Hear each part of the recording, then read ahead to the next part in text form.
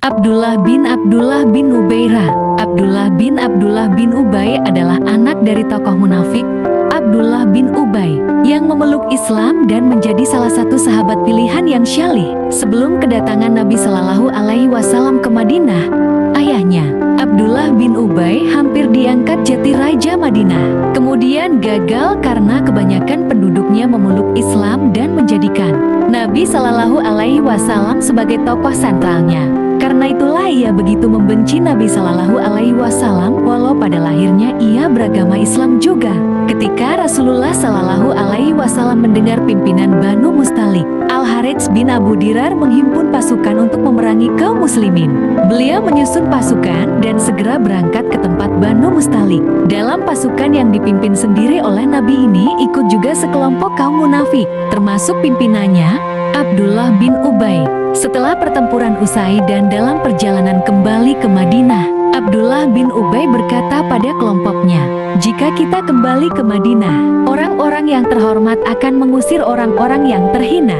Ucapan terhina ini dimaksudkan pada Nabi Shallallahu Alaihi Wasallam dan sahabat muhajirin yang terusir dari Makkah. Ketika kabar ini sampai kepada Nabi Shallallahu Alaihi Wasallam lewat sahabat Zaid bin Arqam, Umar bin Khattab meminta Nabi menyuruh Abbad bin Bishr untuk membunuh tokoh munafik tersebut. Tetapi Abdullah bin Ubay mengingkari kalau telah mengatakan itu, sehingga terjadi suasana yang tegang dan penuh prasangka.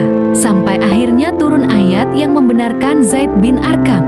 Melihat perkembangan situasi tersebut, Abdullah bin Ubay mendatangi Nabi Shallallahu Alaihi Wasallam dan berkata, "Ya Rasulullah, jika engkau menginginkan ayahku dibunuh, perintahkanlah aku untuk membunuhnya. Karena kalau orang lain yang engkau perintahkan membunuh, aku khawatir aku tidak bisa bersabar untuk tidak menuntut balas atas kematiannya, yang karenanya aku akan masuk neraka.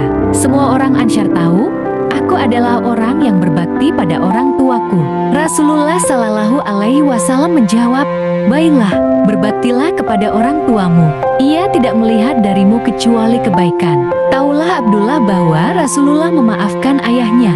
Namun demikian, sebagai wujud kecintaan yang lebih besar kepada Allah dan Rasulnya daripada orang tuanya, Abdullah menghadang dengan pedang terhunus dan melarang ayahnya masuk kota Madinah, kecuali jika Nabi Shallallahu Alaihi Wasallam telah mengizinkannya. Ketika mencoba memaksa, Abdullah menyerangnya dengan pedangnya itu sehingga ia mundur kembali. Dengan terpaksa ia mengirim utusan untuk meminta izin Rasulullah Shallallahu Alaihi Wasallam bagi tokoh munafik tersebut memasuki kota Madinah. Bagaimanapun juga, Abdullah adalah seorang anak yang sangat berbakti kepada ayahnya, dan itu telah lama terbentuk sebelum Islam memasuki kota Madinah. Anak tetaplah anak, dan ketika ayahnya tersebut meninggal, kesedihan merasuki hatinya.